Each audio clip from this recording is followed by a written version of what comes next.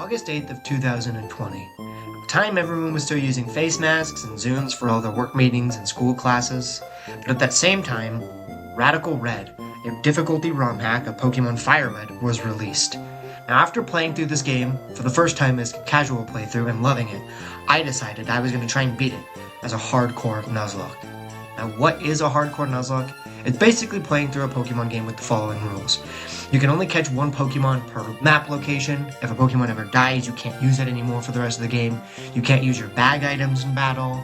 You have to play in set mode, which stops you from switching freely, and you can only catch one Pokemon of each kind. Basically, it makes it way harder. I decided to start this run in 2020, and I didn't beat it until April of 2023. This is the story of how I beat Pokemon Radical Red as a Hardcore Nuzlocke. The most important decision to make at the beginning of any Pokemon game is which starter you're going to choose.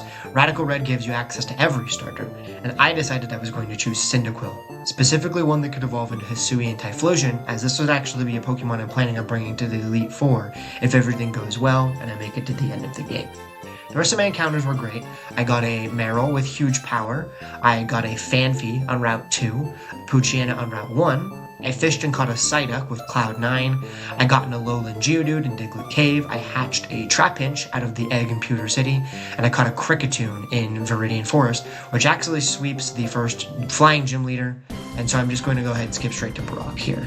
Now, the Brock fight, I always lead with Phanpy. Magnitude almost knocks this thing down to Sturdy, almost 100% of the time. So I go for Ice Shard there just in case he doesn't switch for some reason. Onix takes it as he swaps in, and then Phanpy's able to clean up the rest of Onix with Magnitude. Now here I know the Vulpix is going to go for a Grass-type move that it has, Hidden Power, so I go into Poochyena, just chip it down with Bite, get rid of its berry, and then I swap into Psyduck here. It goes for Hidden Power, I guess it was just random move to kill me there. So then I have to pivot into my Cyndaquil. I try to take it out with Quick Attack, but it reads me. So I go into Marill, but now this is easy. Marill with huge power and Aqua Jet just basically sweeps the rest of the fight. Aqua Jet always goes first, so I just kill everything and clean up the rest of the fight from there. Nice and easy. Now, after beating Brock, I got access to some more encounters. I got a Magikarp, I fished for a Chinchou on Route 24, and I hatched a Rufflet from the egg in Cerulean City, but I skipped over both my Route 3 encounters and my Mount Moon encounter and my Route 24 encounter, as I'm going to come back to all of those later in the game. After getting those new encounters, I prepped for my Misty fight. I got my team all ready, but I lost the footage. Basically, YouTube changed the way that their editor worked, and I didn't realize it, so I accidentally cut out the footage and lost it. But this is the team that I used, and I didn't lose anything in the fight. The fight went nice and smooth. And then after beating Misty, I was able to move on and get some new encounters. I got an Eevee, I got a Shelder, I caught a Frillish in Vermilion City, I hatched a Hisuian Zorua from an egg, and then I got a Wimpod at the SS Anne. Now, unfortunately, I also lost the Surge footage for the same reason. This was the team that I used to beat Surge. The team went pretty well. Having Alolan Graveler to set up Stealth Rocks was a really big game changer since he uses Volt Switch so much. After beating Surge, I get access to a couple more encounters, and I use this opportunity to hatch a lot of encounters from the Celadon Egg guy. There's a trainer in Celadon City who will give you eggs that hatch on a starter Pokemon if you trade him shards. So I use this opportunity to catch all of the Pokemon I have on screen. I'm not going to go through exactly which routes I caught them all, but I got these all as starter eggs before I got to the 4th gym leader. So, starting out this Erica fight, I lead with my newly caught Decidueye, one of the starter Pokemon. And here, Decidueye basically resists all of Rillaboom's moves. Grassy Glide doesn't do very much damage to me, and I U-turn out to do a good chunk of damage to it. Now, I am trying to decide if I should go into Golisopod to try and kill, or Embar. Both of them have strong priority moves at this point, but I decided to go into Embar. Embar has a new ability that gives him a plus, I think, 30% speed boost to his speed the first turn he's in battle, so I'm able to outspeed the Rillaboom and kill with Fire Punch. Now, here the Superior comes in, and Superior is terrifying because its ability Contrary basically lets it get special attack boosts as it uses like super strong moves. So it just keeps getting stronger and stronger. But luckily, Leaf Storm still doesn't do a lot of damage to me, so I go Fire Punch, which almost knocks it down to its Focus Sash, and then Sucker Punch cleans it up, so it's nice and easy. Mega Venusaur comes in here. Now this thing is a little bit of a problem because it has Sleep Powder. And Sleep Powder, it likes to put things to sleep, which can make it a little bit difficult to navigate around doing damage to it. Luckily in this game, only one of your Pokemon can be asleep at a time. So I basically bring Zoroark here as fodder to fight this Mega Venusaur. It ends up actually waking up here as I click Shadow Claw, trying to prove that it's not completely useless, but it just dies anyways. So that's my first death of the run. Not too concerned about it. Hisuian Zoroark isn't particularly strong. There's nothing that I'm prepared to use it for. Now I have to use this ugly Hisuian Braviary, which I despise this thing. It looks so stupid. But luckily it's the strongest counter I have towards Mega Venusaur in my box right now. So I use Psychic and Esper Wing to knock that thing out. Now I go for Empoleon here because its Steel typing makes it pretty resistant to the Fairy type moves, but unfortunately it gets an Ancient Power boost, which gives it a +1 bonus to every single one of its stats, which makes this thing just absolutely terrifying. So my plan was to use Flash Cannon, so I go for 2 Flash Cannons here. Empoleon barely survives because it's pretty bulky with Special Defense, and here I get a massive Special Defense drop. Now the Special Defense drop, for whatever reason, throws the AI into a weird tailspin where it decides, oh, it thinks it's dead, even though it would have outsped me, and it decides it's going to switch. So I'm really confused here. I'm not really sure why that happened, but I decided I was going to try and swap into Emboar to resist the incoming Grass type move, and kill Meganium with Fire Punch. Now I don't have the opportunity to do that because my speed boost will be gone. So now I've got Emboar in against this Electrode, which is terrifying, because this Electrode is massive damage. It's got really strong special attack, it's incredibly fast, so it outspeeds me, even with my ability's speed boost. And it has the move Explosion, which is just an absurdly powerful move.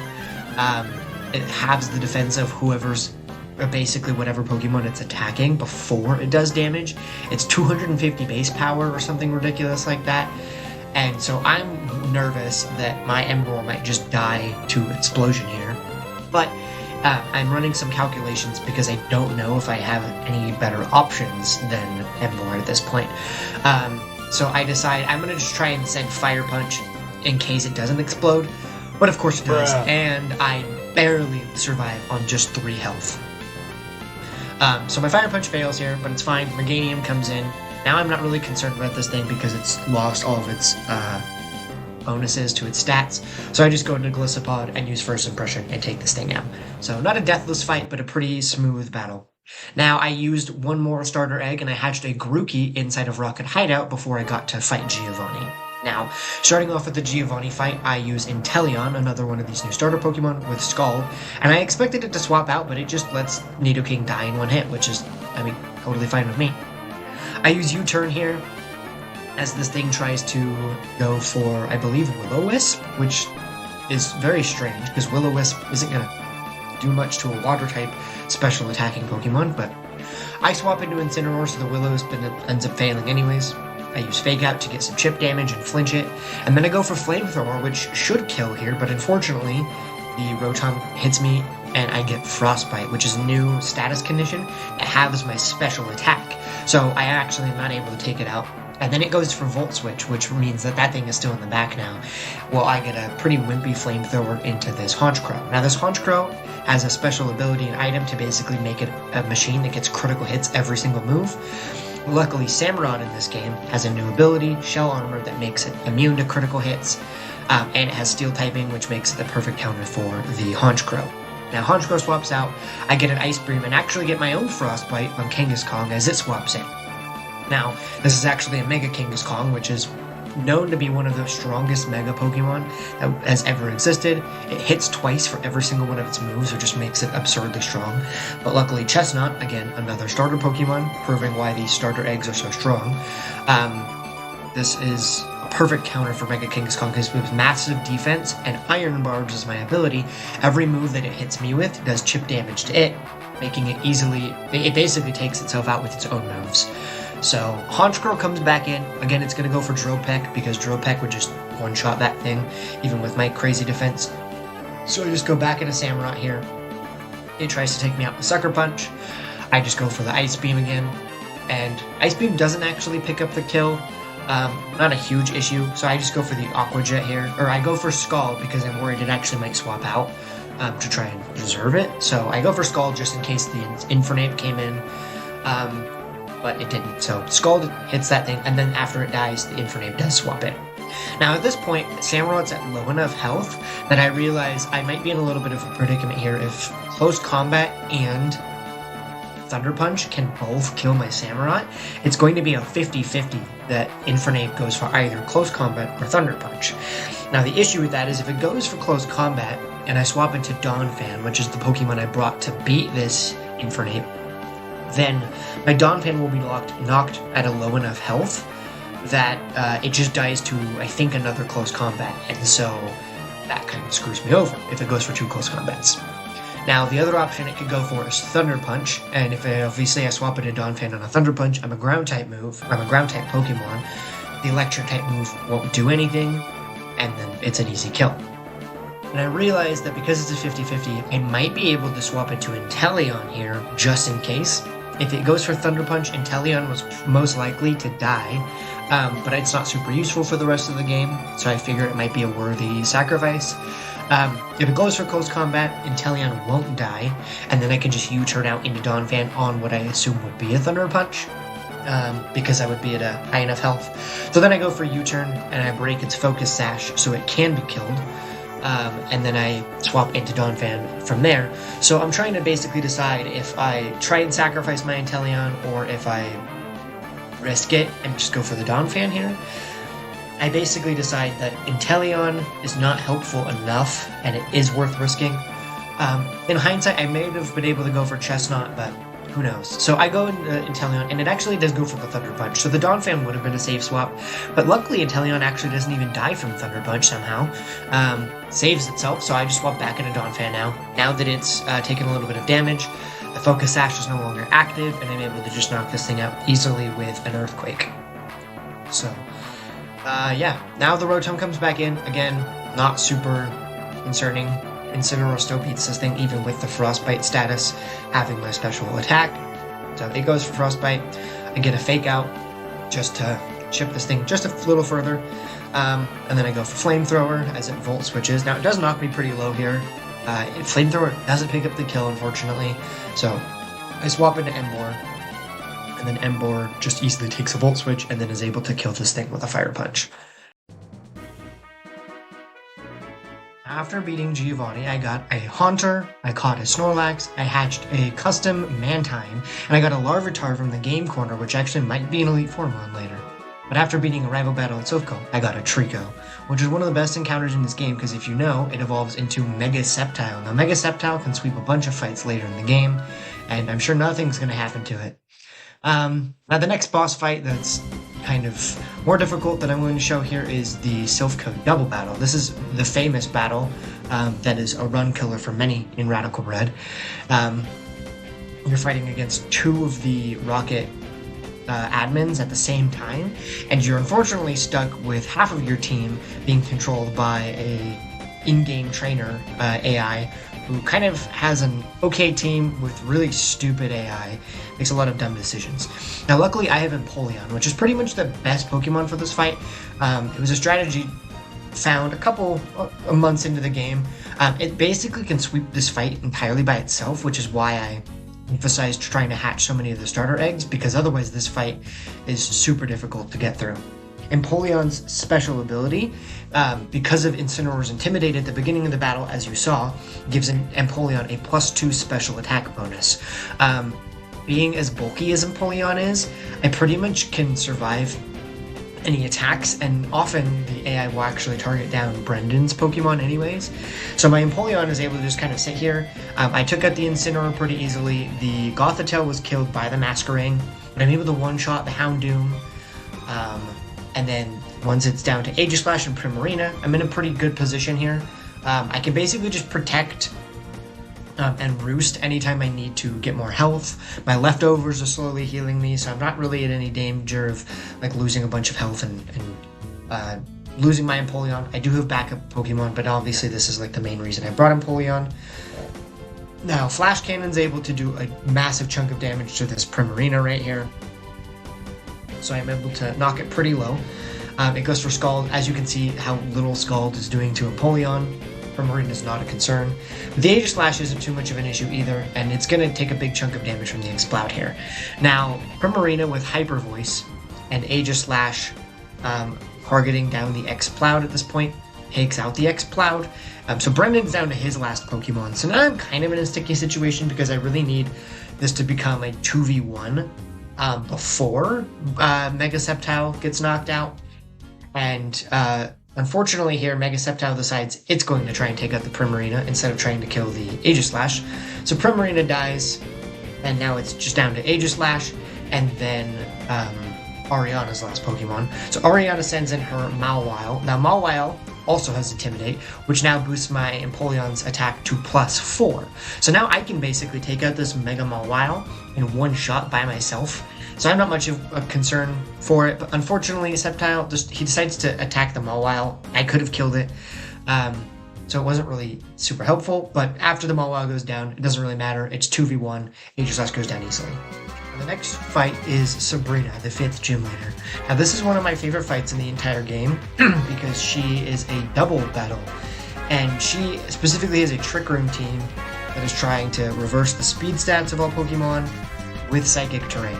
So the best strategy I found is to lead with a strong Steel type that can one-hit kill the Hatterene, as well as a Dark type or a Bug type that can one-hit kill the Indeedee. Now it's basically a 6 against 4, so that's a pretty good situation. But it gets a little weird here, wherein she decides to send in her Ursaluna and her Crawdont at the same time. Normally she sends in another Pokemon that can set up Trick Room, but neither of these can. So Ursaluna is public enemy number 1 right now because it just does so much damage. In hindsight, I probably could have afforded to try and take out the Crawdont, while Ursaluna was probably going to be spamming Protect without Trick Room up. But I didn't really think about that. So I let Crawdont stay on the field a little bit too long, which comes to bite me in the butt a little bit down the line in this fight. So Ursaluna goes for Protect there, but it misses because it basically fails after doing it too many times in a row. So I'm able to knock that out with 2 strong Grass type moves. Now again, goes for Crawdont goes for Knockoff into a Rillaboom, doing massive damage. And so at this point, I'm getting a little spooked. I'm expecting Porygon to come in, but she sends in Gardevoir. Now, Gardevoir is her ace. It's a Mega Gardevoir, but it does have Trick Room for some reason, even though Gardevoir is, like, super fast. I'm not really sure why Gardevoir still has Trick Room. I feel like this team would function better if she just let the Gardevoir try and sweep. But anyways, I'm able to swap out because I expect that the Crawdont's going to be the only thing attacking here. Again, massive damage onto my Samurott, unfortunately. But like I predicted, the Gardevoir sets up Trick Room. So now my Snorlax is the fastest thing in the field. But I go for Heavy Slam into the Gardevoir, and I realize I made a crucial misplay before the fight even started. I didn't give Snorlax the right item, so it doesn't kill the Gardevoir at this point. And so now I'm sitting in a situation where I don't have any form of priority move, and I need to take out this Gardevoir before it starts doing more damage. So I just go for another Heavy Slam, and I flip turn into the Crawdont. And after taking out the Gardevoir, which is good, unfortunately, Crawdont decides to use Waterfall into my Snorlax, and I lose my Snorlax, which is a huge, huge loss because of how strong Snorlax is for a lot of the rest of the game, because it's so specially defensive. It's super useful for multiple rival fights, for multiple gym battles.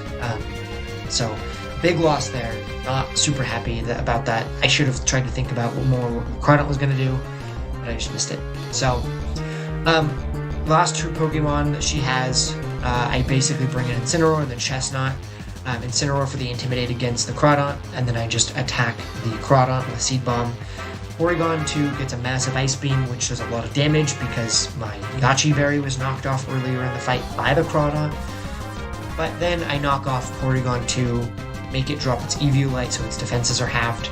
I consider swapping into Samurott, but I just go to Mightyena because it's at full health, and Jawlock is going to do a lot of damage. So Ice Beam doesn't do a lot, and then with a combination of Knockoff and then Jawlock on the following turn, this thing easily gets taken out. So I clean up that fight. Obviously, Snorlax is a huge loss, so not super great.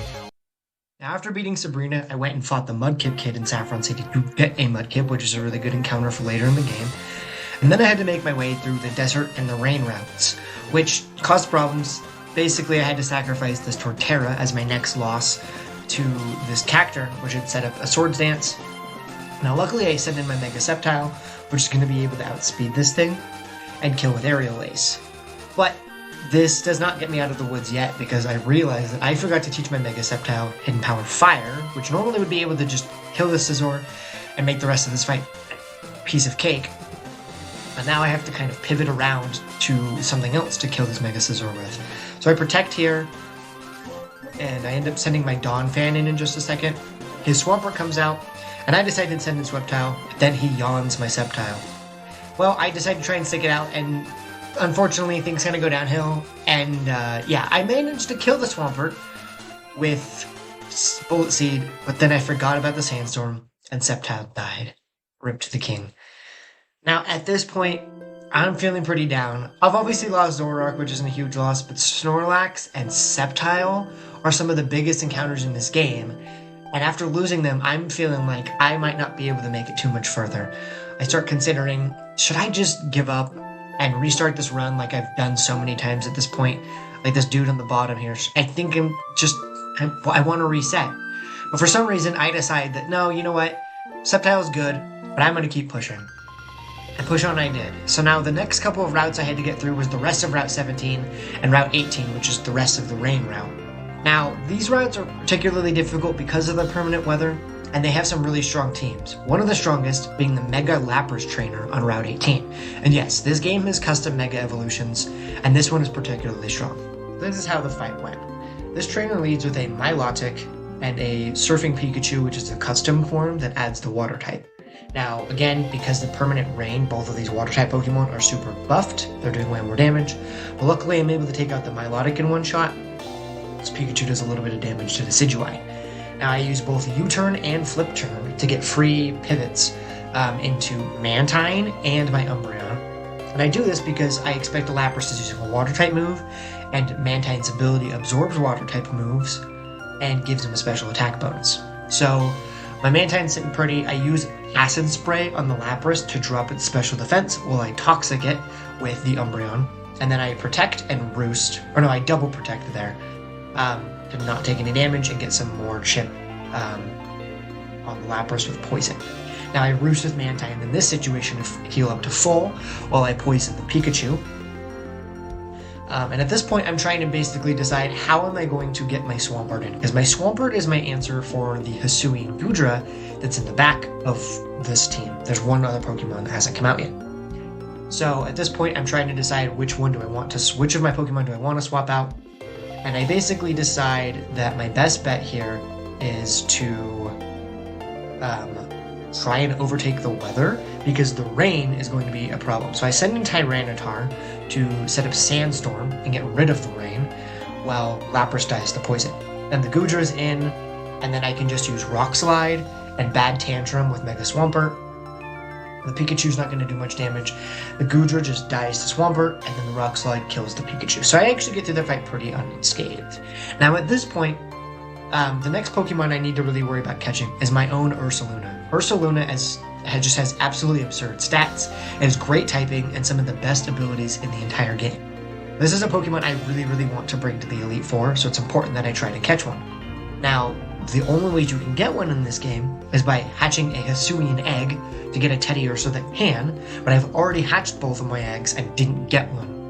And so now my only option is to catch a regular Teddiursa in Mount Moon, and then give it the potential to evolve into Ursaluna through a special trainer that I access later in the game. So I'm trying to basically route my encounters from now on to increase my odds of catching a Teddiursa. So I hatch a Fennekin, I hatch a Chimchar, I catch a Pelipper, a Turtonator, I get an Arctovish, a Spinda from the Safari Zone, and I catch a Slowbro. Now Slowbro is good, it's going to be an Elite Four Pokemon, but the rest of these don't increase my odds of getting Teddiursa any higher, which kind of sucks. Now the next gym leader to fight is going to be the 6th gym leader, which is Koga. Now Koga is not a super hard fight. I basically lead with my Lantern to try and take out that Swellow at the beginning pretty easily, but it decides to swap out into his Toxtricity.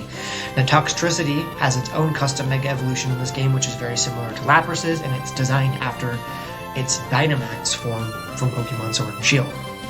So the funny thing about this Toxtricity is that its moveset is pretty easily walled by a couple of different Pokemon, particularly Tyranitar.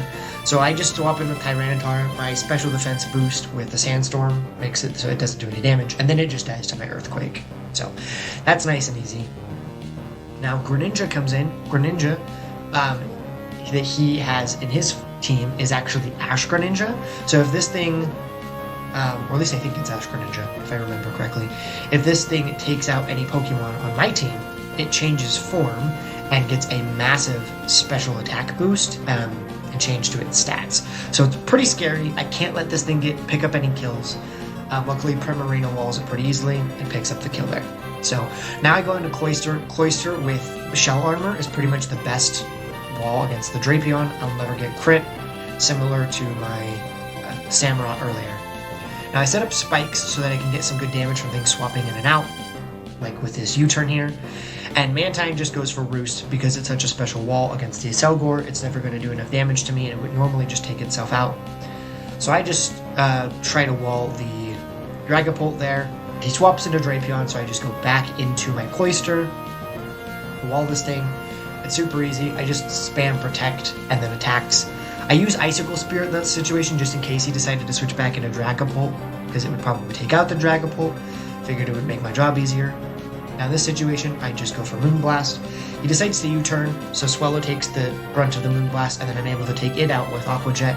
Dragapult again, just taking damage from Spikes swapping in. Acelgor taking damage from Spikes swapping in.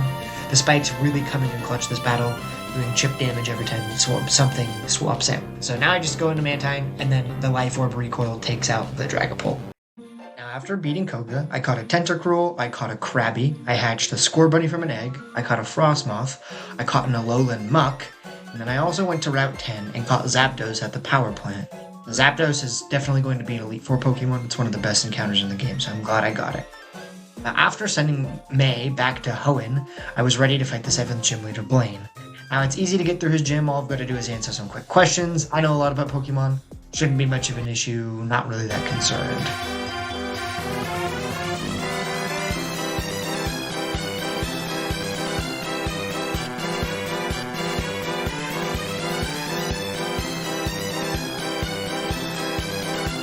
Yeah, so I kind of forgot that there were some trainers that weren't skippable, that didn't have documentation, and so those fights were kind of a disaster. Now at this point I'm getting really nervous if I'm going to be able to make it any further. But the next fight I have to worry about is Blaine.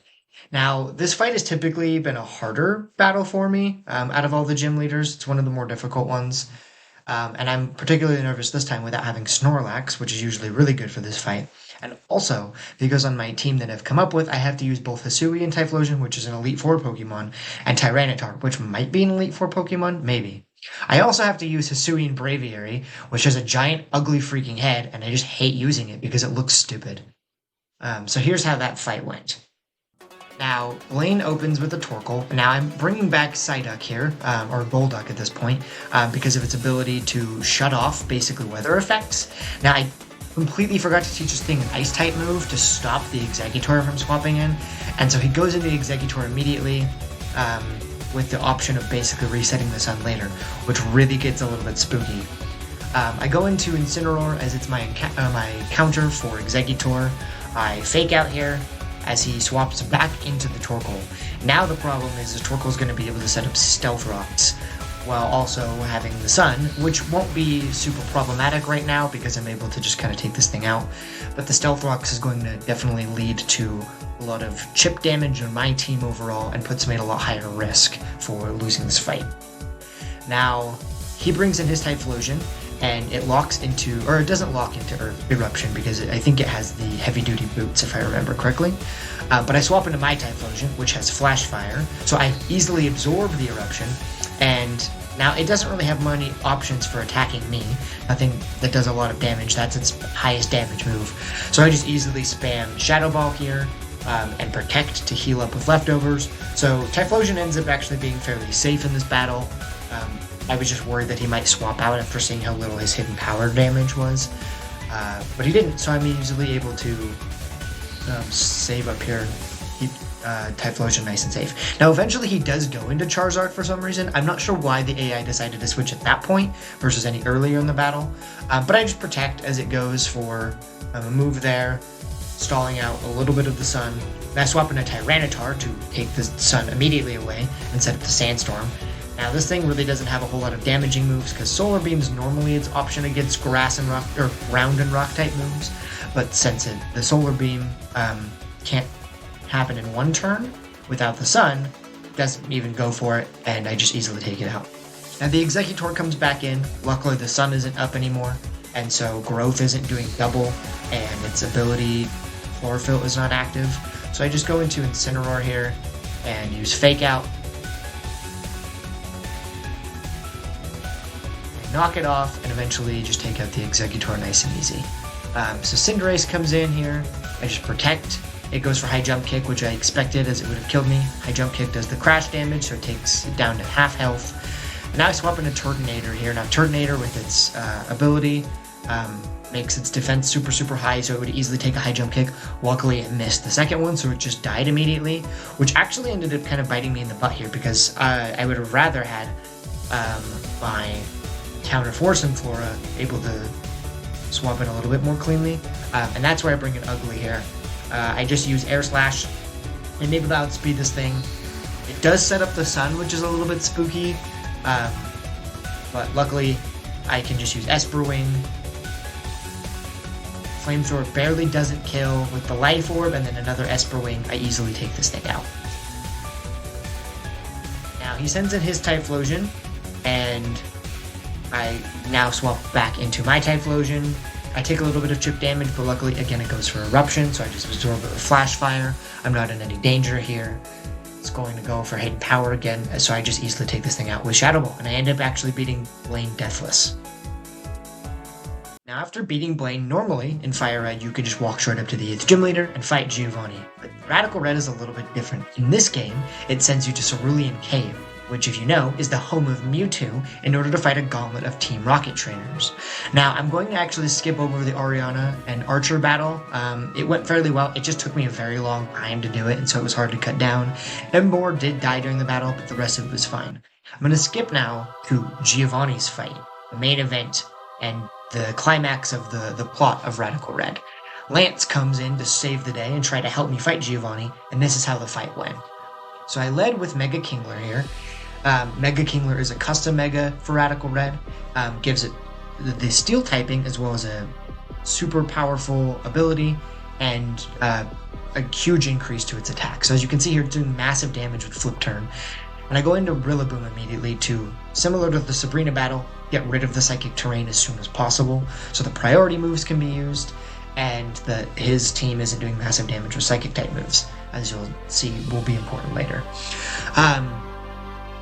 So I do a big chunk to the Tapu Lele. Rillaboom's able to take out the Tapu Lele here, finish it off with Grassy Glide, while Dragapult continues to be useless and just sets up more screens instead of actually doing damage. Now, for some reason, Giovanni decides to send an Excadrill here, which is pretty much the best case scenario, so I'm getting really lucky, because normally this fight is a massive run killer. Normally, Tyranitar comes out to set up the Sandstorm, so that when Excadrill comes out later in the fight, its speed is doubled and it's an absolute menace. But right now the sand is not up, so the Excadrill is nice and slow, so I'm able to Drain Punch it, heal Rillaboom up practically to full, and then finish it off with a Grassy Glide. Phantom Force from Dragapult doesn't do much to the Scrafty, it's pretty much negligible. And now the Tyranitar comes in, and it just dies immediately to a Drain Punch, plus a little bit of damage from Dragon Darts there. So this fight is going pretty much the best it's ever gone for me at this point. And now the big bad Mewtwo is finally in. So luckily the Mewtwo is pretty weak into Alolan Muck. I have pretty good HP and Spadef, and it can't hit me with Psychic type moves. So I just spam Sucker Punch here on the Mewtwo. But as you can see, instead of being a normal Mega Evolution, this game makes it so that when Giovanni's Mewtwo dies, it comes back with full health as a Mega Mewtwo, so effectively giving him a 7th Pokemon, and one that's incredibly busted.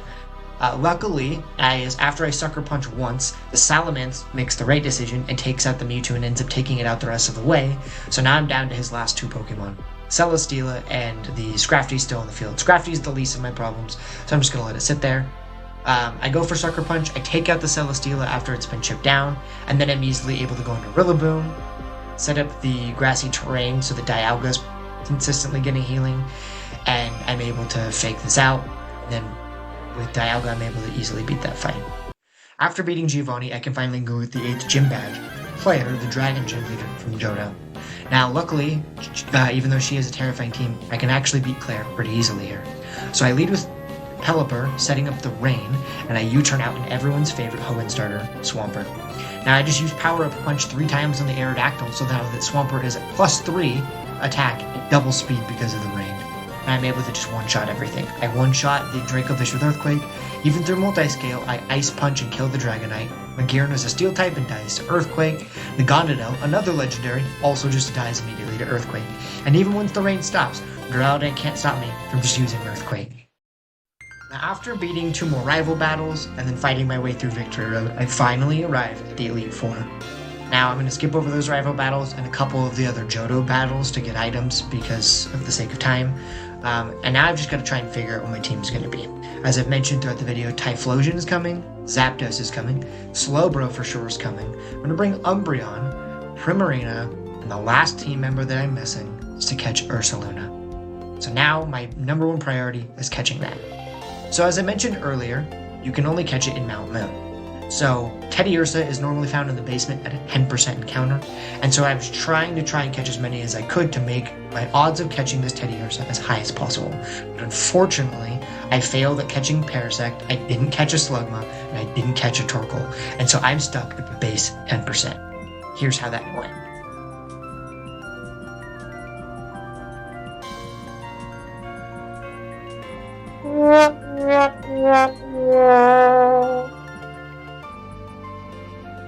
So I failed at catching the Teddiursa, which means I have to bring my backup Pokemon, Tyranitar.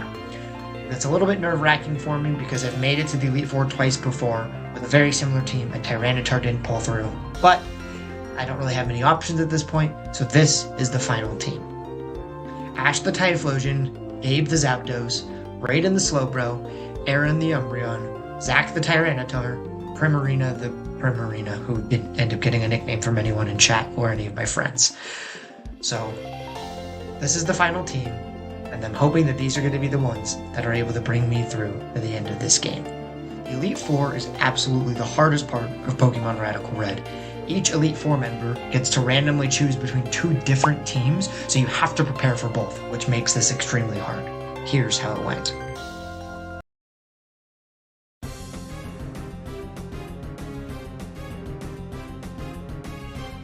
I was told by an NPC outside that this was going to be her rain team, so I did have the option to prepare for this one luckily, which makes this fight a lot easier. So I lead here with both Zapdos and Tyranitar to get rid of the rain immediately, and I Volt Switch out against the Poliwrath with Zapdos.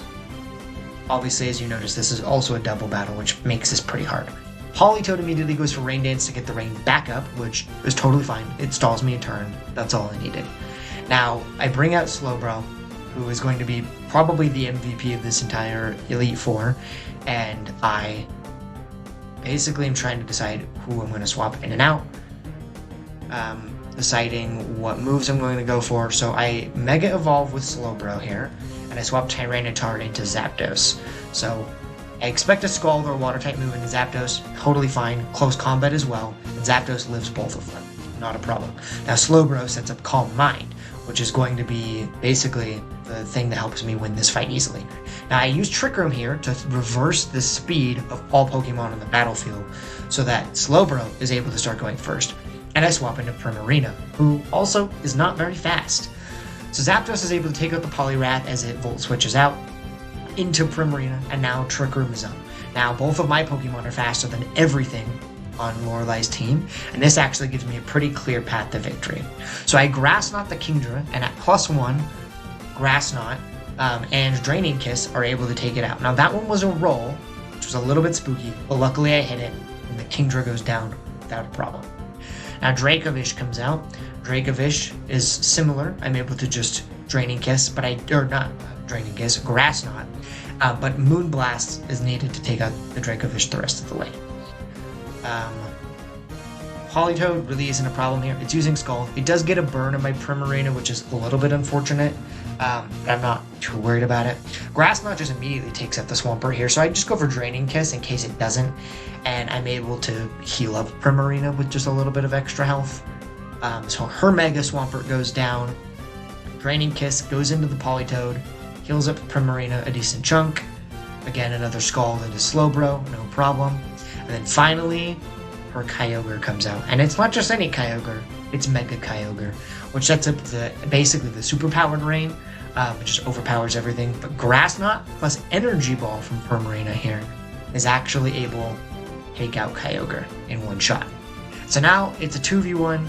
All I have to beat is this Politoed, and this fight actually ended up going incredibly smooth. This is the first time I had tried this strategy, having Primarina, so I'm glad that this fight went pretty well, and yeah, wasn't really too much of a concern. So at this point, I'm just able to use Draining Kiss, make sure Primarina is a good health, and send in Umbreon, who's in no danger of dying from any of Politoed's moves. I just use Foul Play and Draining Kiss here one more time to take it out to easily clean up this fight. Unfortunately, the rest of the Elite Four will not be so easy. Next up in the Elite Four is Bruno, Fighting type Pokemon trainer.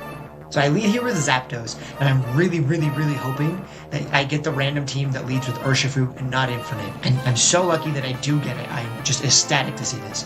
So I click Volt Switch, and for some baffling reason, the AI decides to immediately switch into Bruno's scariest Pokemon, Zacian. This thing is a Fairy Steel type with just ridiculous stats. It's pretty much the strongest Pokemon they've ever made. It normally outspeeds and kills everything in one shot. Because of the Volt Switch and my Typhlosion's Choice Scarf, I'm actually able to position perfectly to outspeed and kill this thing with one shot. The easiest time I've ever had dealing with that Pokemon in any of that was the dream scenario. So I got super lucky there. Now the Terrakion comes in and is wanting to just one-shot my Typhlosion with Stone Edge, so I swap into Slowbro, which is my dedicated counter. So I expect Terrakion to swap out because it's locked in with a Choice Scarf into using Stone Edge. So I Mega Ball and I decide to heal with Slack Off so that my Slowbro is back to full health. Now Conkeldurr comes in. This thing is going to be using Knock Off, which is a move that will deal double damage if a Pokemon is holding an item. So I specifically counter that by using Primarina holding no item so that it doesn't do very much damage when I swap it. Now Draining Kiss here does a lot of damage. I get a crit, which is super lucky, and it clicks Draining Punch. So it's funny because my Draining Kiss is always going to do more damage and heal me just a little bit more than Draining Punch does to me and heals him. So this is basically just like an arms race. I slowly heal myself, he slowly heals himself, but his Conkeldurr dies before my Primarina gets anywhere close to death. So I'm able to take that out, no problem. Now next he sends in his Scizor, which I expect is either going to Swords Dance or use a Steel type move, so I go into Typhlosion, and it does Swords Dance here. So now I'm expecting that I can just click Eruption, and I'm double checking that a Bullet Punch, which is a priority move crit, won't kill me.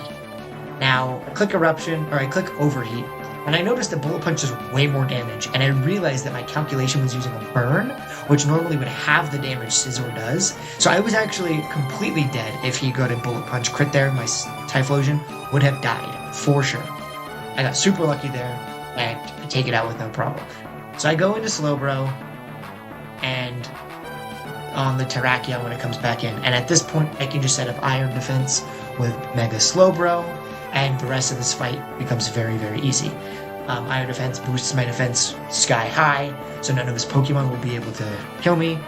I Slack Off here to heal myself back up to full, and then I just get to use Scald to basically take out the rest of his team. So Scald, 2 shots the Urshifu, he sends Terrakion back in, Scald 2 shots the Terrakion after he tries to hit me with some more Stone Edges.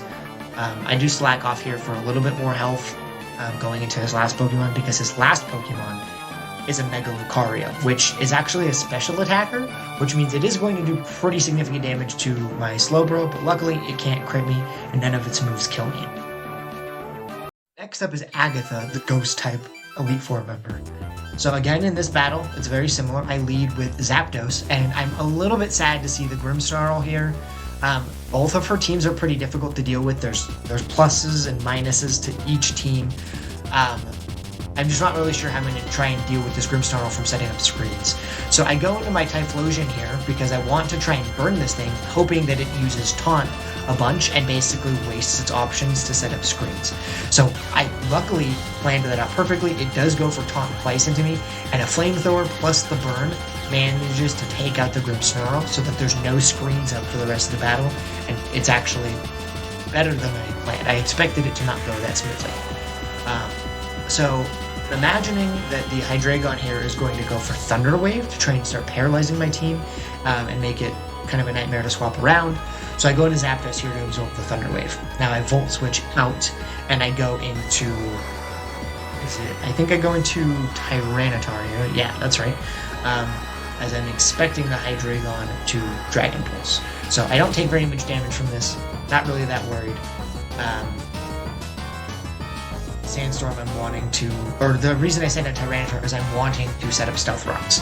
Now I wanted to set up Stealth Rocks so it would specifically do damage to Marshadow, but unfortunately the Marshadow swapped in, and so it didn't ever actually take in any damage because it was in before the Stealth Rocks went out. So I swap into Brayden, and now I start to realize that the Sandstorm might be a little bit of a problem, but also might be able to help me out here. So I Mega Evolve as it goes for Spectral Thief, which is just a super strong Ghost type move that normally would steal my stat bonuses. That's why I can't set up on this thing. And I click Psychic. Now, Psychic barely does not kill, but luckily the Sandstorm is actually the MVP and picks up the Marshadow kill. So that's the scariest Pokemon on our team already out of the way. Similar to the Bruno fight, I'm feeling very relieved at this point. Where Spectrier comes in, Spectrier is super fast and has a super hard-hitting moveset, and its ability basically makes it run out of control. But Umbreon has a super strong counter against it. So I click Foul Play here. Foul Play would have easily done a lot of damage to this thing, but I did Foul Play specifically in case the Hydreigon swapped in, because that would do more damage than Sucker Punch. So I go into Primarina against the Hydreigon. Dragon Pulse doesn't do any damage to Fairy-type moves, so I bring in Primarina, and I easily click Moonblast here. Now, she does swap into Gengar, which is a little unfortunate. I was hoping to just take out the Hydreigon, but not really too much of a problem. I set up the Sandstorm again as I swap back into Tyranitar. Tyranitar easily walls the Mega Gengar and goes for Sludge Wave. Doesn't do a whole lot of damage, and then I can just easily kill this thing. I think at this point with both Crunch and Earthquake, I click Crunch just in case another one of her Pokemon swaps in instead, and it will do more damage. So yeah, now it's down to her last 3 Pokemon. Hydreigon comes back in against the Tyranitar. I'm expecting it to try and maybe click Thunder Wave. Maybe it's going to go for Dragon Pulse. So I'm trying to decide if I swap into Zapdos, expecting the Thunder Wave, or Marina. So I swap into Zapdos, and I made that correct guess. It did go for Thunder Wave, so I'm lucky there. I'm able to get a little bit of Sandstorm damage to negate the leftovers healing, and I Volt Switch back out into Primarina.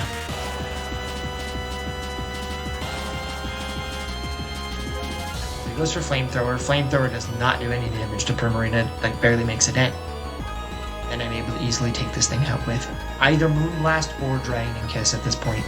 I click Moonblast just to get max damage. Spectrier swaps in, takes some damage from Stealth Rocks. Moonblast does a big chunk to this thing.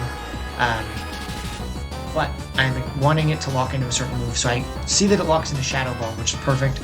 So I go into Umbreon. Umbreon easily takes the Shadow Ball, no problem. It does drop my special defense here, which is a little bit spooky.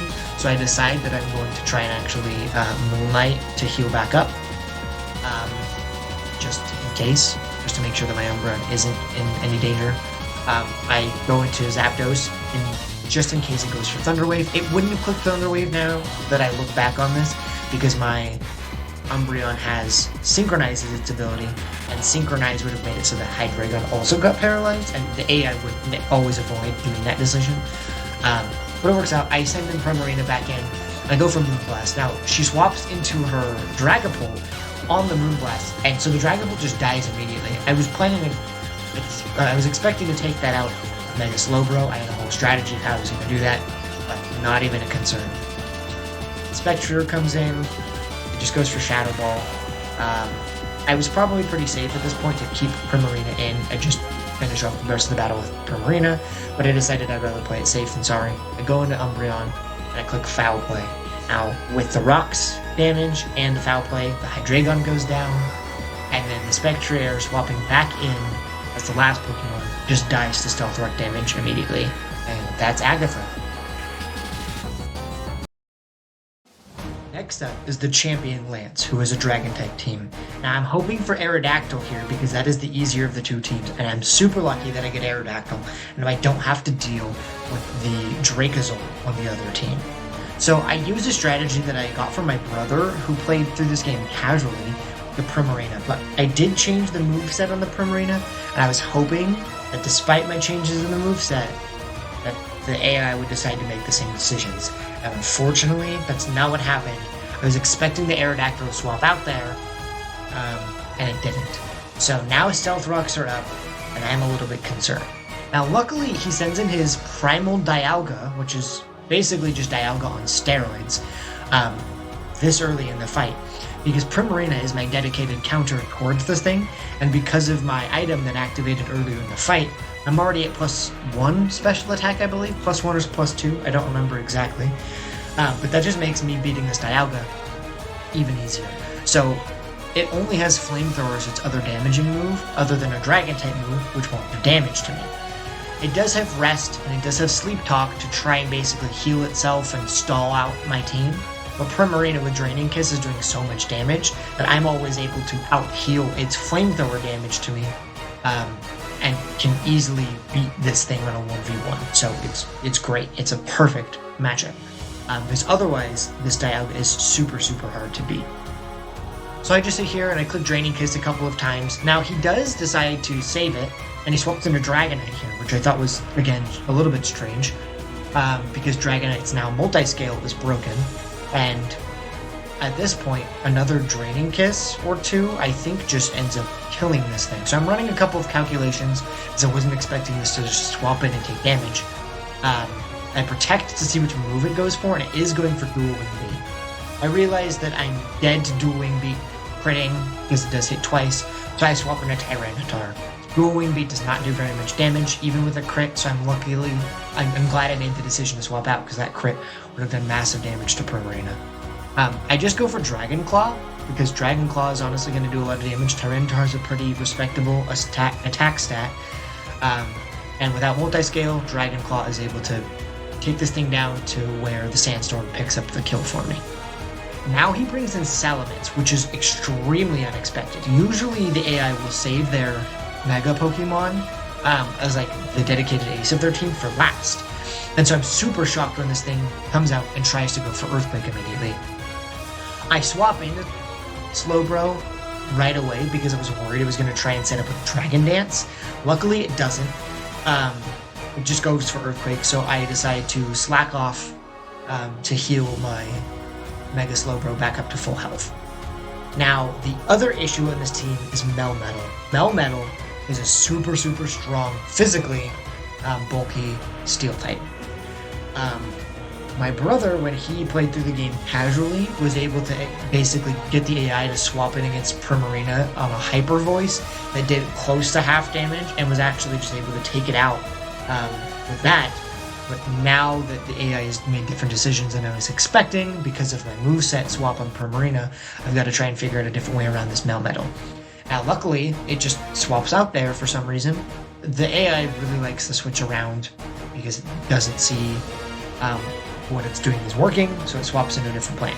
So I'm able to actually just set up to Iron with Iron Defense here with my Slowbro to get up to +6 physical defense super, super easily, which is super nice. I also bring Reflect into this battle so that not only am I at +6 special defense, or +6 physical defense, my physical defense is also doubled because of defense, or because of Reflect. So I've just got, like, there's no chance that anything kills me here. I'm not really concerned for any of these moves doing damage at this point. I've just got to clean up the rest of the battle with Ice Beam. Now, my concern is that if I can't take out the Melmetal with the Ice Beams that I have, then I'm going to be in trouble. I'm going to run out of Ice Beams before I can take out the rest of his team. So it goes for double Iron Bash here, which is a high chance of flinching. As you can see, it's doing 0 damage. Luckily, he decides to swap in and out of the rest of his team pretty consistently, so I'm able to get some damage on the Dracovish with Ice Beam and take it out. Melmetal comes back in, does another double Iron Bash. I Ice Beam it for a little bit of damage. Salamence swaps in here, dies immediately to the Ice Beam, which is what I was hoping. Ice Beam takes out the Dialga, and now all that's left is Melmetal. Now that it's the only team member the Lance has left, beating this thing is a lot easier. So I set up Reflect, I slack off, and start clicking Ice Beam. And I basically just do as much damage as I can with my Slowbro before I have to worry about doing anything else. Again, I set up Reflect. Now I go into Zapdos because it's going for Earthquake. I Volt Switch. I Volt Switch back into Slowbro. Back into Zapdos. And then I just Bolt Beak this thing to kill it. And I managed to beat Lance without any deaths. Now, if you're familiar with Fire Red, there's one last fight after beating Lance. Your rival has beaten the Elite Four before you, and is now the champion, ready to take you on. His team is extremely difficult, and I've only ever made it to this fight once before, so I'm just going to stop the voiceover and let you listen to my experience live.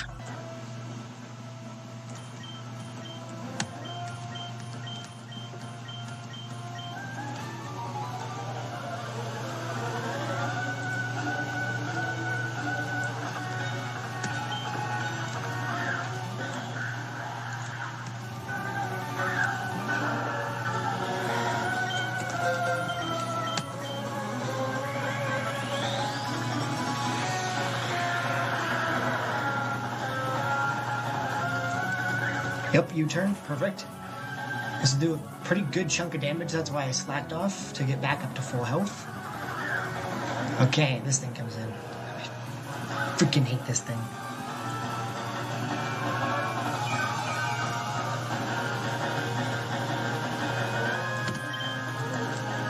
Let me do the switch to Tyranitar.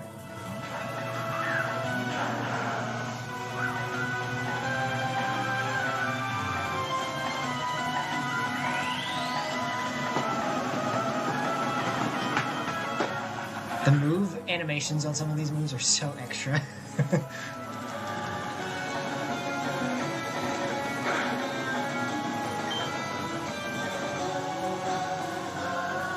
Little Rock Slide, just in case. Groudon. Interesting. Ooh, I should have taught Zapdos U-turn. Well, that's not great. Oh well. Is it back?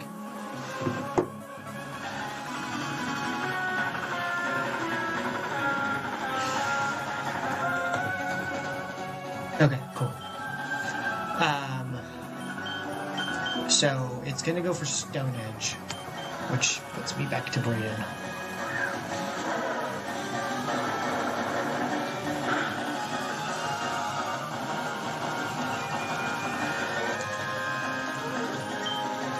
So now I go for Bulldoze. Oh shoot, I forgot about that. Well, frick.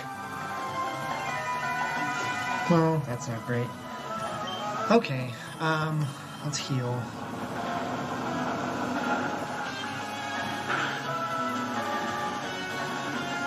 Okay, good.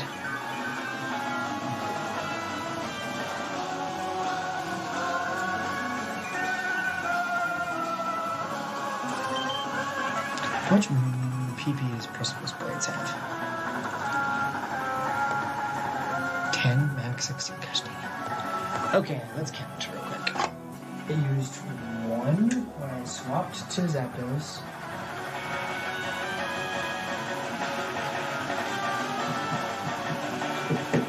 One when I swapped to Zapdos, 1 on Brayden right then. It's at 2. So it's gonna be 3.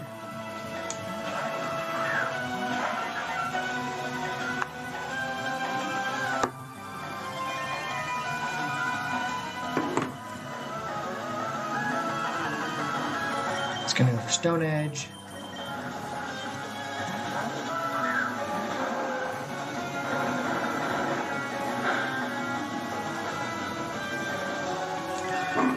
So it's also been how many Stone Edges?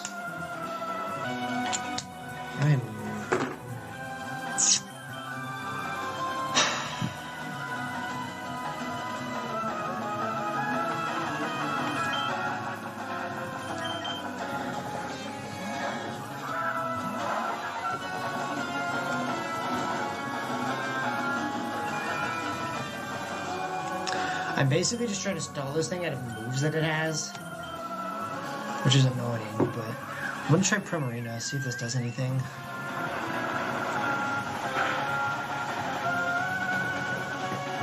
That does a lot. Well, Primarina might be going down here, guys. That's fine, right? Yeah, I think I have to. Fire Punch. What? What? Whatever.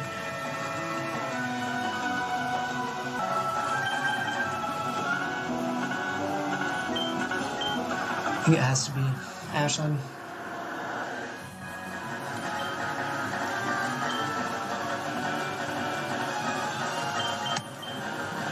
You withdrew! Oh my gosh, please just kill it. Oh wait, that's really bad actually. Oops!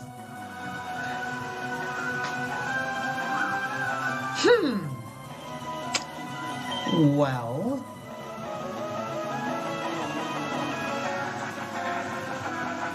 it has to go for Shadow Ball, because Shadow Ball is the only move that does damage to me. Which means I can just go into...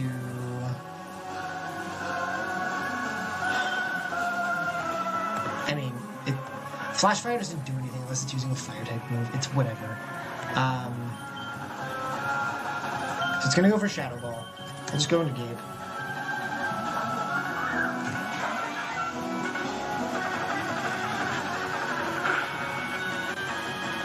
Do a good chunk. Oh, of course you dropped my Spadef, you loser. Get out of here.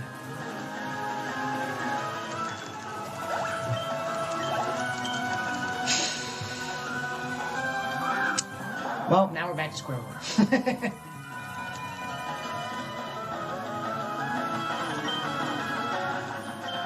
Shoot.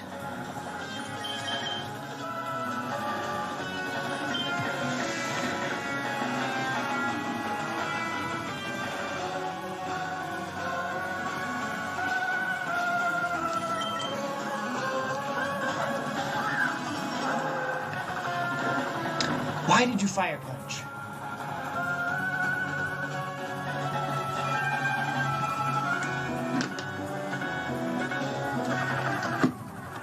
Wait, are you out of Stone Edge?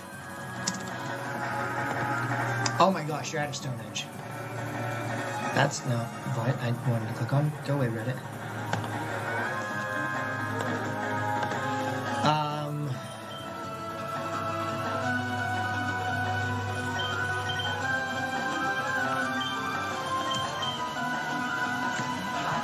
Jeez, this is getting spooky. Precipice Blades.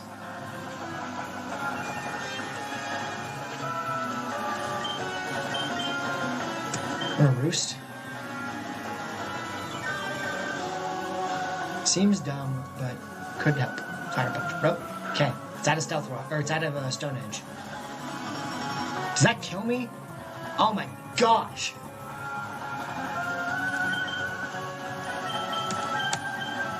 Okay, Fire Punch me. Do it. Fire Punch me. Yes! Okay.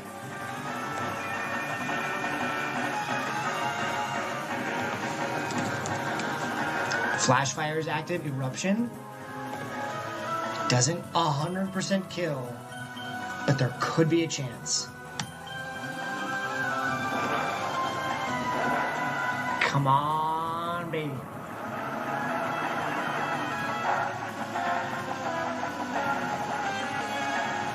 Ah, frick. It had more Stone Edge?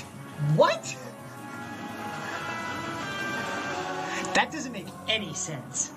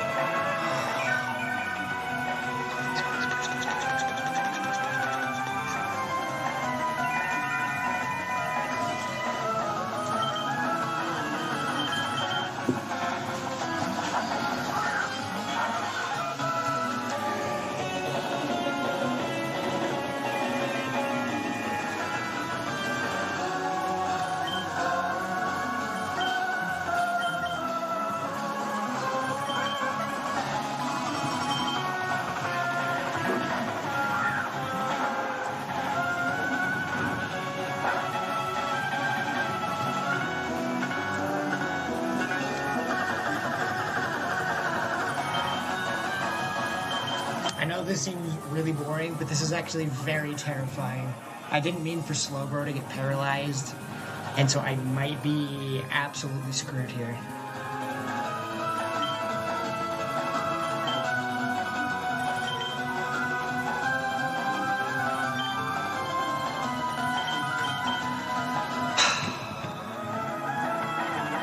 I think I have to let Gabe die.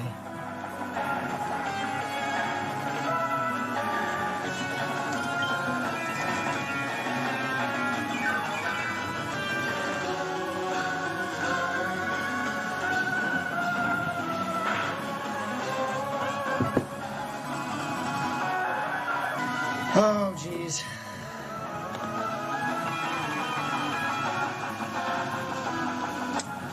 It's not going great. Not gonna lie.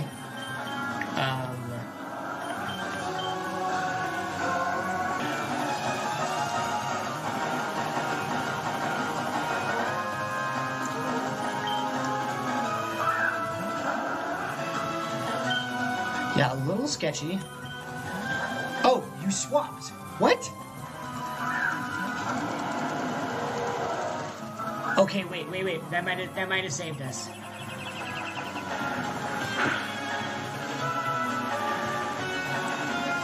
That might have saved us. Because now I go back into Tyranitar, and if he decides to switch into Primal Groudon, Groudon just dies on switch. Which is really, really, really, really good.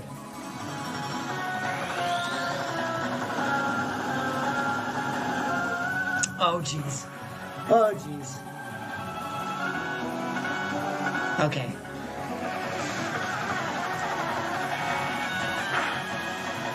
So I have to Rock Slide here. What? Oh, actually, that's fine. This thing just dies. This thing is like 2 defense, as you can tell. Oh, and a crit. Let's freaking go. Okay. Sand kills this. No, wait, that Groudon doesn't die then. Groudon doesn't die because it doesn't swap in. Shoot. Okay. Don't go to Groudon. Yveltal. Yes. Okay. Whew. The crit didn't matter. Pheromosa's got like 20 defense. It genuinely did not matter at all, unfortunately. Okay, here it is. Oh, nice.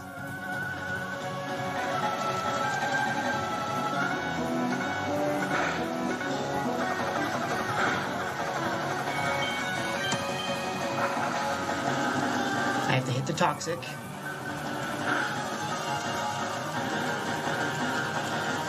No! That's bad news. Okay, well, not the end of the world, but not great.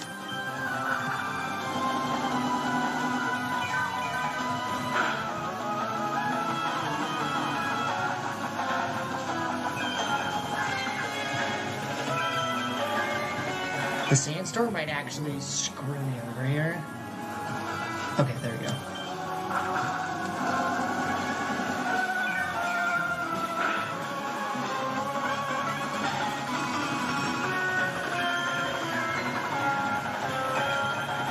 Umbreon is my favorite Pokemon. That's why I like this strategy so much. Okay, that's much better. Well, if it's just gonna stay in an Oblivion Wing, I'm just gonna start using Calm Mind.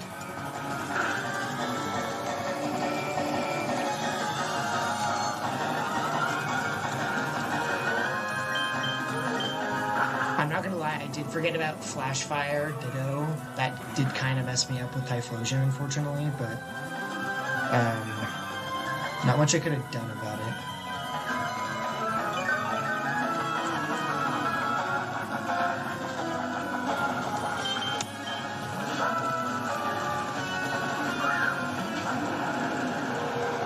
You loser.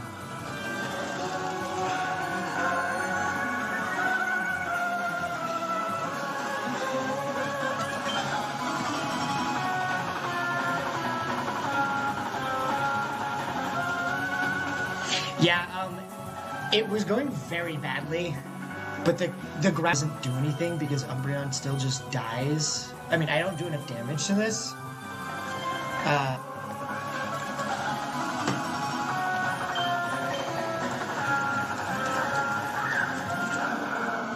Come on!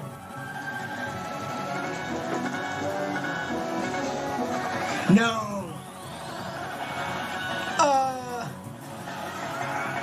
Shoot.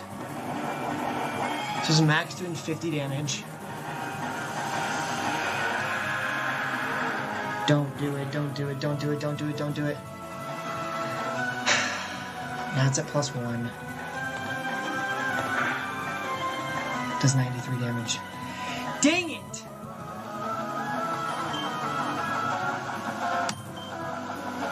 Oh my gosh. No way.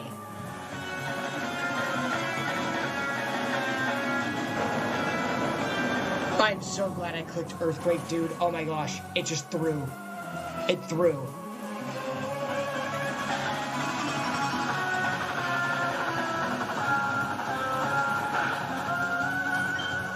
Maybe it didn't. Maybe I should have rolled those.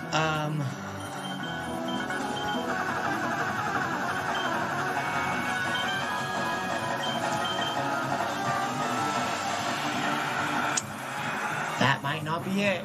Hold on. Wait, I lived. Oh my gosh, I lived on one. What? 74? How much health did I have? I hit 84. It could have just clicked Dynamax Cannon and killed me, and it didn't. Oh my gosh.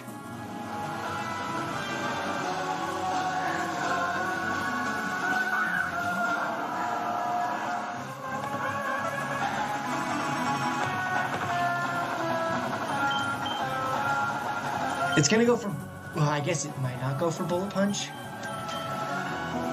But it doesn't matter at this point. Oh my gosh. Please Bullet Punch, please Bullet Punch, please Bullet Punch. Yes!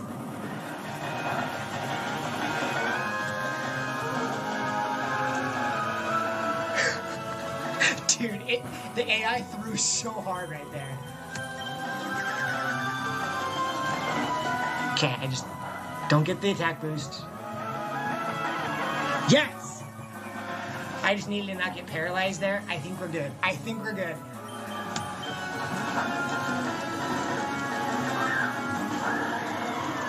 Please heal. Don't get paralyzed. Just get back up to full. Yes! Oh my gosh, dude. No freaking way.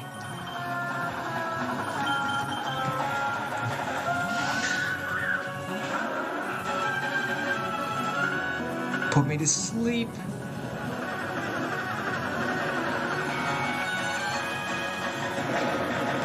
%40 chance. I mean, I guess it doesn't have to, but it's fine if it does. Okay, it didn't. Calm Mind. Oh my gosh, dude, the living on one was literally so clutch.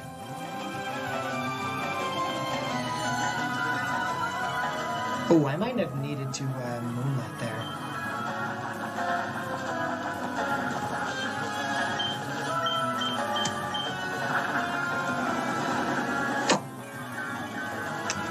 Please don't kill me.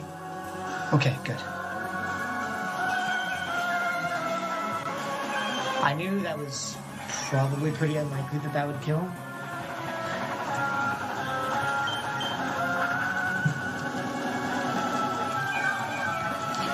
Oh my gosh. Oh my gosh.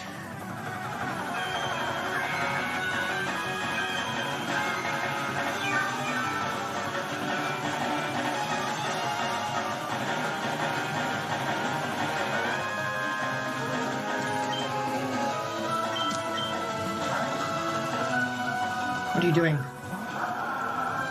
You loser! Stop! Stop switching!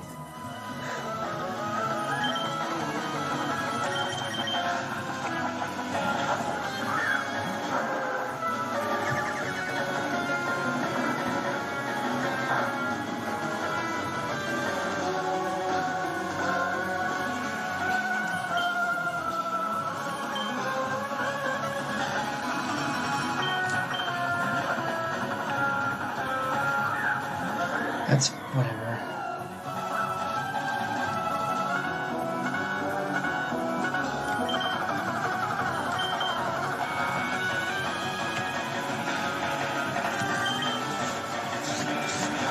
Oh my gosh. Okay, come on, come on, come on, come on, come on.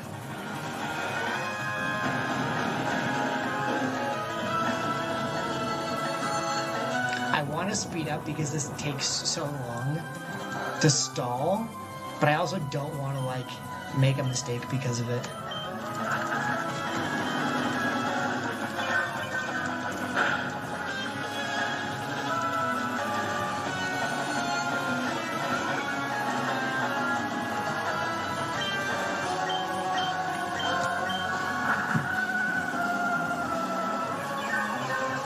Dude, you're so annoying. Stop.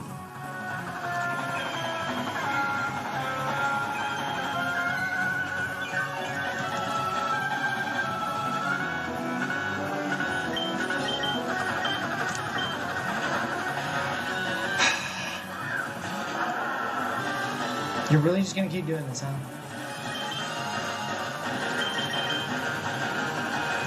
Alright, I need to use Scald here.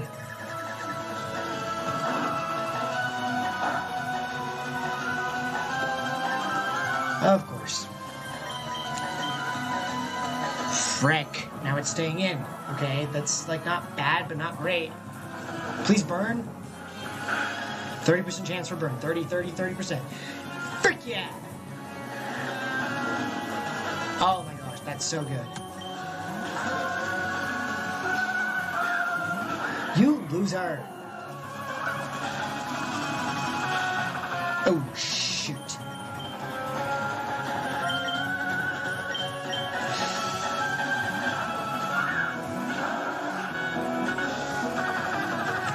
Just put me to sleep so I can put you to sleep.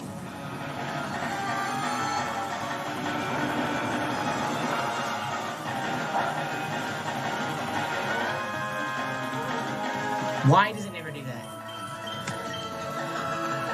Are you out of a... Yes! Okay. We're set.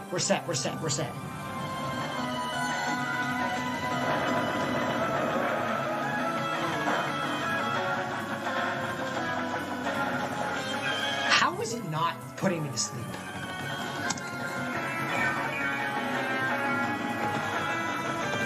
This game cheats so bad.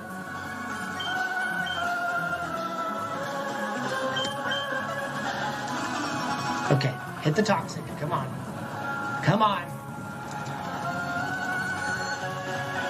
Or put me to sleep.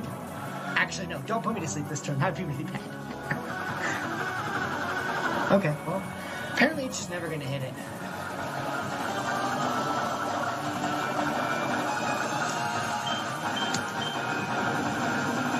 Heat wave.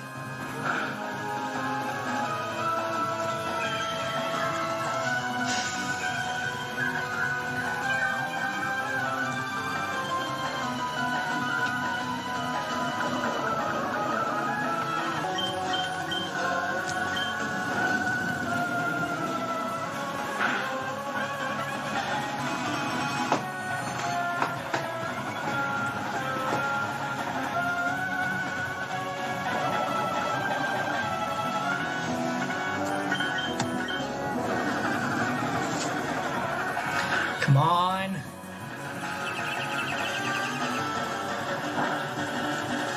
It's not gonna do a lot, but it's whatever.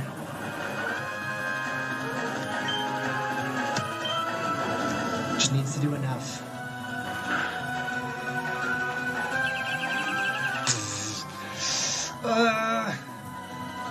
Does that kill? Yes! Oh my gosh.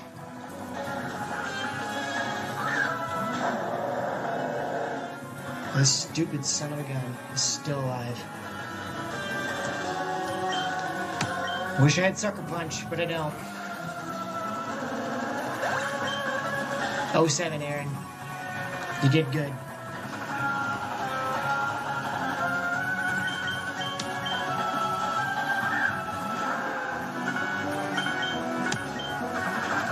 Yes, come on.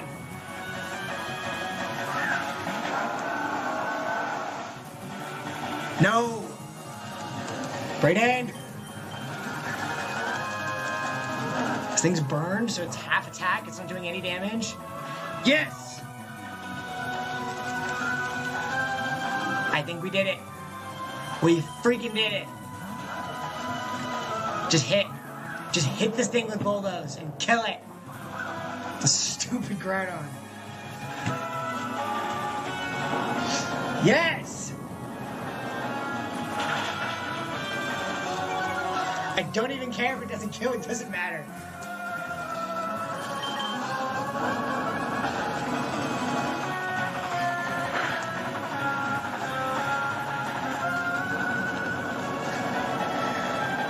Ooh. Oh my gosh. Freaking finally.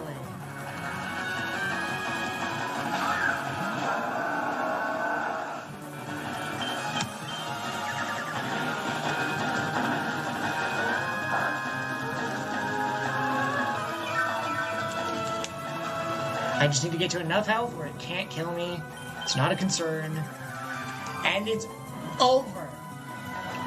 Holy freaking crap. Dude, if I had taught U-turn to Zapdos before this fight, it literally would not have been nearly as sketchy as it was, but I forgot that that was something I should do. Holy crap.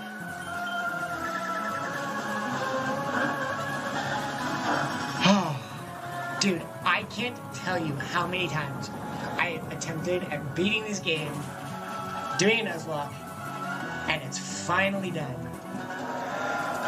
Let's freaking go! Oh my gosh. And with that, my Hardcore Nuzlocke of Radical Red finally comes to an end. It's been a super long journey. It's obviously taken me years to beat this thing. This team was the one that finally brought me through, and I'm just like so happy with how well I was able to get through this game, especially with the misplays of that champion fight. This is the Pokemon that died. This is my death box. Rip to all the fallen Pokemon that helped me get to this point, except for Ugly, because I hated him. Now, when I was reviewing the footage for this video, I realized just how lucky I actually was with that champion fight, particularly with Tyranitar, and how he was just the MVP. When he was at 84 HP and Eternatus used Meteor Beam, I literally had a 93.8% chance to die to that Meteor Beam. There was 1 out of 16 rolls that did not kill me, and I got that one particular roll. If it weren't for that, I would have lost the run. Overall, this game is extremely fun. I appreciate it if you've watched to the end of the video. I know it's long, and I know it's a lot of nerdy Pokemon stuff. But yeah, that is the story of how I finally beat Pokemon Radical Red as a Hardcore Nuzlocke.